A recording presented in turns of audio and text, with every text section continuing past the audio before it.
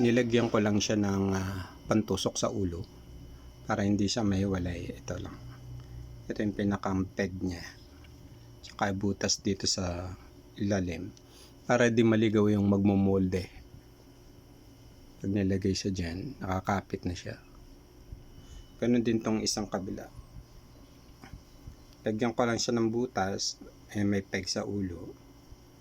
Tsaka yan, may butas. Para pag kinabit, so hindi sila maliligaw. Ganyan siya.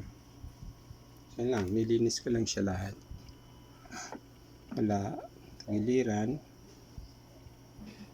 So bali, pag minolde naman yan, lilinisin pa nila yan. So mas makinis yan pagka namolde na. So yan siya. Tsura.